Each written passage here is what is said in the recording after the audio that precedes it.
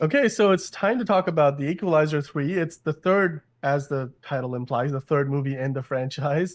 Denzel Washington, Antoine Fuqua, who have been collaborating all the way back since Training Day, a movie that and Denzel, put basically Denzel Washington on the map, as well as Antoine Fuqua. But now they've been basically a decade in to this franchise. I believe the first movie came out in 2014, and the second one came out a few years later, and now the third one has come out in 2023. Angelina, I'm going to start with just asking you what you thought about this movie because I Mhm. have a lot to say because I've watched the previous two movies multiple times and I watched them back before I went to see the third one. I'm very invested in the franchise, but I do have like some critiques for it. But before Yeah. I say what I gotta say, what do you have to say about The Equalizer 3? Okay, so I walked out of the movie theater thinking it was like an 8 out of 10, but that was like a generous 8 out of 10. And then I kind of, the more I went to think about it, I feel like it's like a solid 6.5 out of 10, or maybe a 7 out of 10. It just is like unnecessarily gory to a point that's like,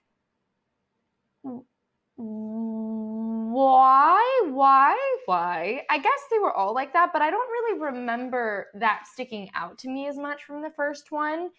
Denzel Washington is brilliant. I love his little like McCall things where like his the napkin thing and his little additives of like clear OCD to McCall. But it didn't really feel like a new story. It felt like Equalizer one, and I don't remember if I've seen the second one. If I did, it's not coming to mind. Um, it kind of just felt like that story scrambled the formula, threw it into Italy, and then refilmed. That's I don't know. Yeah, It's kind of I will say, okay, so overall, this movie I think is probably the least strongest of the three. mm-hmm, I still think the second one is the best of the bunch mm-hmm. because, and the second one is the one that I've seen the most amount of times. That might be the reason why I think it is, but also I think I've seen it the most amount of times because it's the most watchable. It's also one of those movies where like these one thing I like about these Equalizer movies, no matter which one you watch, right? It's kind of similar to the John Wick movies. It's they just have this sense of conviction to the main character that just lends itself to like some person around them or them talking to some other person just putting out some wisdom about life, some life's lessons, or like so I'm Yeah. just like so I do like watching these movies for like just those kind of nice reminders of there's this in this movie there's a sequence like that where spoiler alert if you haven't seen it, but we're gonna mention some spoilers when Robert McCall, then Denzel Washington's character, shows up in this quaint Italian town, injured from a gunshot to the back, and he's basically operated on by this doctor who's kind of says, "Oh, we're gonna pretend that he just fell, and so we don't have to worry about the mafia showing up at our door Mm-hmm. looking for this guy." But then while he's recovering, this doctor asks him, have I saved a good man or a bad man? And Robert McCall says, I don't know. And later on, they kind of have a follow up conversation later in the movie where Robert McCall asks this doctor, "What did you think about me when you asked me that question?" And what did I say? He was like, "Well, you are a good man because a bad man would never say I don't know." As answering to the question of if I'm a good man or a bad man. And that's something that stuck in my mind is like that if there's one of those life lessons about, how you look at yourself and your self actualization, all that stuff.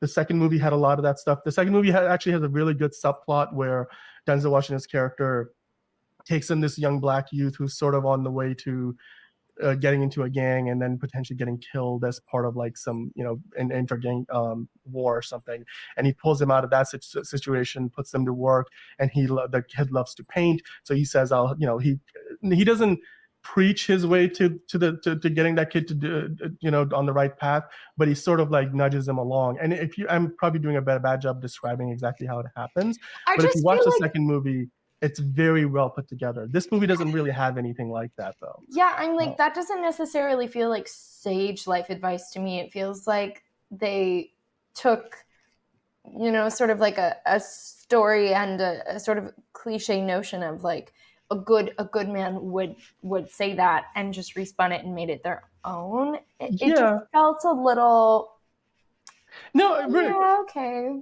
there's definitely this movie much like okay, so there's a lot of similarities between not maybe on the surface, because on the surface the John Wick movies look very different. Mm-hmm. But I mentioned in my out of theater review, I would love to see a John Wick and Robert McCall crossover film. I realize one of them is done by Lionsgate, the other by Sony, so it would be like a very difficult thing for them Yeah. to collaborate on.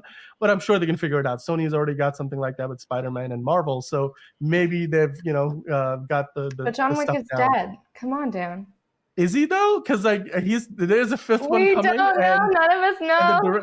the director said Keanu Reeves might be back. So who knows? I mean, if they're doing a fifth John Wick, you can't do a John Wick movie where John Wick is dead unless it's a prequel. Which, in Wasn't either that case, already in the yeah. plans? Weren't they doing a prequel?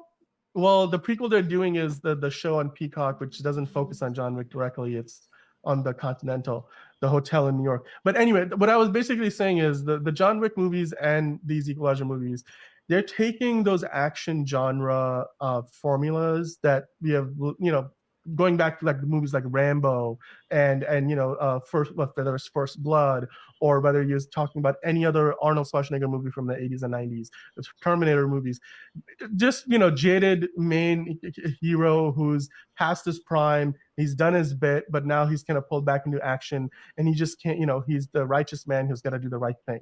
And so, and throughout these movies, they have this commonality. But the difference between the John Wick movies and the Equalizer movies, up until the third one, was that the John Wick movies have always been highly stylized, and that's their selling point. They're giving you something uniquely different from what you're used to getting in that genre, and they really lean into that as much as possible. The Equalizer 1 and 2, both of those felt much more grounded and like more in the real world, because they weren't really shot with all these neon colors and lights and all this over the top gun fu action choreography. It was very much like if you took the Jason Bourne movies and instead of shooting them the way they did with like all that shaky cam, they just did it with traditional cinema coverage. And that's what it felt like, the fighting style of Robert McCall, as well as the fact that half the time he kills people, he doesn't do it with a gun. He does it with everything but a gun. But in this third movie, I think they turned up the stylization. They went to this really exotic Italian, location, which was fantastic to see. But ultimately, I do feel like the story was much more bare bones in the first two films. It also felt like the movie probably needed an extra 10 or 12 minutes for the drama and the tension to kind of marinate a bit more. Yeah. Because I felt like we went from point A to point B really quickly in this movie. And it almost felt like, if you picked up a new video game and then you played the whole video game in 2 hours, you were like, well, that was easy. Was that really fun though? It just 2 hours went by, but did I really have fun? You much rather spend like 4 or 5 hours playing through a game and have some struggles, I also feel like Dakota Fanning's character was kind of not needed, or I needed more to be invested in her. Like when she almost got blown up, I was like, okay. Then she basically was out of commission the rest of the movie. I mean, she didn't really do a whole lot. More there. I needed more with that. I have no idea about the behind the scenes of this movie, but I get the feeling, having watched this film, they might have had more in mind for Dakota Fanning's character in terms of just how she figured into the plot. I just feel like there's a few pieces missing. Yeah. Like it's the shortest movie in the franchise. The older brother too, like the ultimate like antagonist of this movie. It just felt like I think he was just there to be there. So drawn out and so awful, but I didn't get that. Like I didn't hate him enough. There was parts missing. You're very correct. It feels like there had to have been scenes that were either written and edited out, or in filming they cut them out. I don't know what it was. There was something that this movie was missing, and ultimately it led to me having less conviction towards any character. It was just kind of, it started and then it ended. Like I didn't really feel like think about it this way, right? Okay, so the last two Equalizer movies have a similar pattern. Yeah. Where when the time comes for the big third act finale, it feels like Robert McCall has always got the upper hand and he's never wavers, and he wins fairly easily. But in the previous two movies, it felt like they built up to that finale a bit more. And when they had that huge face-off sequence, which in this movie is in the town square, where they're like, we're coming back to kill you later. if not here, somewhere else. And he's like, "You're welcome to. Please come back and come back soon." Like he doesn't cower back from the bad guys ever. But then I'm like, this is only an hour 49 minutes, and I looked at my clock. I'm like, there's not much time left in this movie. Yeah. Are we just gonna get to it straight away? Are we gonna skip ahead a day? No, it's just that same night. He just goes there and wipes out everybody. And Yeah. he does it in a way where there's almost no resistance. Like nobody really he Yeah. he doesn't take a lot of No collateral damage pushback. to himself either. He doesn't get shot. He gets shot at the beginning of the movie. Okay. So that's like Yeah, Skyfall, but like, it's also but just like so. it just felt too easy. Yeah. I just want to feel like he's in a bit more danger than he was throughout the And movie. I think in the first movie they were relying on the surprise, right? Because he's kind of unassuming. Mm-hmm. But now it's the third one, and we all kind of know that he's the unassuming, and maybe they don't know he's unassuming, but we know. So I Yeah. needed more. I mean, and don't get me wrong, But I also, love in myself a in the strong protagonist. yeah, I mean, but even in the first movie, like I Yeah. really felt for that girl. We really Mm-hmm. saw how much she Yeah. struggled. And I don't know why. And technically we got those scenes to like see these townspeople struggling, but nobody was like physically really hurt other than the marshal. And so something like just felt like disconnected there. Like it felt like dumb I Yeah. don't know. It's Like, hard. It's not dumb gang stuff, right? Obviously that'd be scary. If I was going through something like that, I'd be really scared. But like there was just something missing. Like there was a scene that like I needed to get to yeah. that point I that I really would thought have the been like, yeah, doctor, murder all those yeah, people. And I right. didn't get it. There was still a sense of catharsis because the way that he goes about his business, like, and when Denzel's doing action, it's like there's a certain cathartic sense to it all Yeah. anyway. However, I do see what you're saying. Like we never got like the doctor that fixed him up, like never, or like the girl who the lady who owns the cafe who really took an interest in him. I'm like, maybe she gets put in harm. Like there wasn't Yeah. really anything significant to that level that happened, and like you said, I don't think really any significant townsfolk got injured or died beyond just the Obviously, I police really felt officer. when, like, okay, spoiler alert, they throw that, like, old man out the window, but we had no connection to him at all. Right. We That was just a literally just, general human, like that was just like, meant to establish him as like he is a bad guy. And we yeah. got that. But So I needed more. it More. just it just it just felt like Interesting. it was in this movie, they did the bare minimum to set up Yeah. everything and then they just moved on. And I Yeah. just felt like that was I don't know where Was it, it you think came it's just a from. time thing, like, just trying to keep it under It 2 could be a hours? budget, it could be a time, there could be a lot that they left on the floor. They might have done more that we didn't find out. But what I Interesting. ended up walking away with is this is still a fun time at the movie. You go Yeah. watch this for 2 hours. I will say the pacing is a little uneven because you really don't get to see. I mean, they start building up the mafia in the first half of the movie, but that whole time Robert McCall is just recovering from this injury, Mhm. enjoying the town.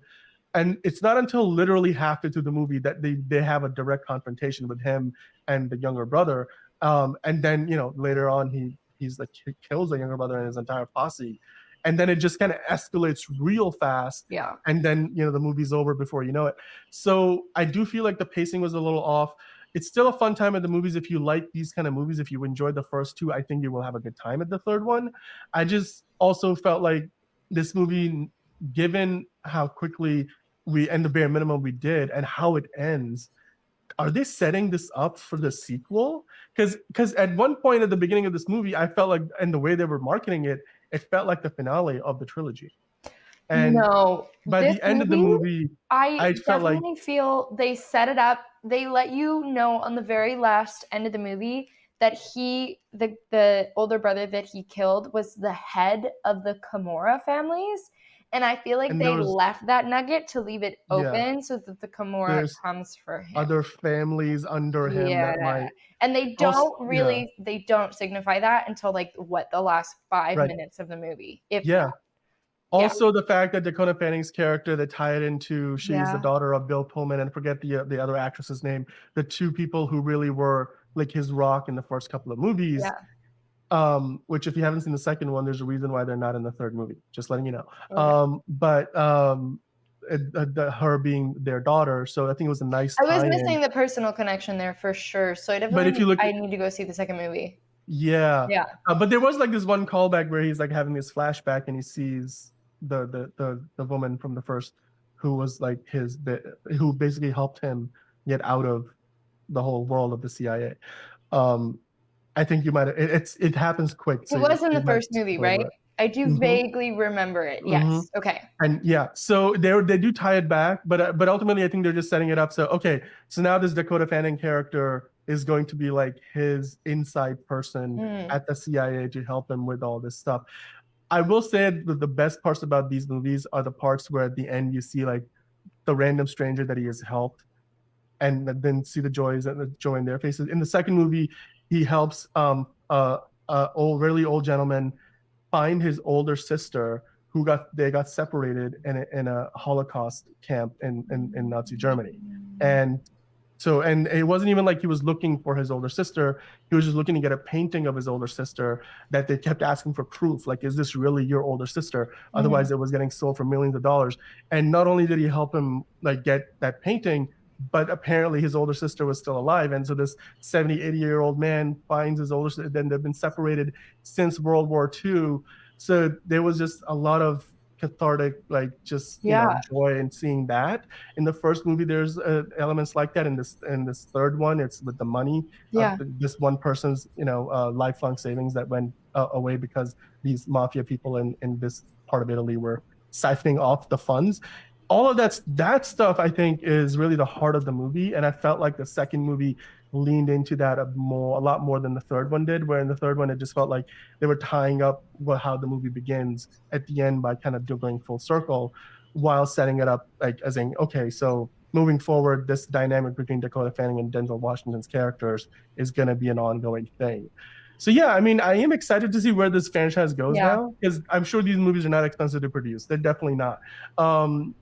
Not a lot of visual effects. Most of the stuff is practical. There may be some gun or some explosion effects that are being done, but a lot of the stuff, they don't have a lot of CGI action set pieces. These movies are usually limited to a certain amount of locations, and you're not really paying a big cast. So I'm excited to see where it goes. I mean, if there's a fourth one coming in a couple of years, I'm gonna Yeah. buying my ticket and going to watch it. Like, what about you? No, I definitely will go see it. I'm hoping it'll give me a little bit more than what we got from this one. You know, it was a little. Yeah, I agree. Well, guys, let us know in the comments below what you thought about the Equalizer 3. Did you guys love it? Did you guys hate it? Somewhere in between. Do you feel like they set up a lot of stuff for future movies? Would you be interested in the John Wick and Robert McCall crossover? Because I know I will be. But let us know in the comments, and of course, like and subscribe for more content like this.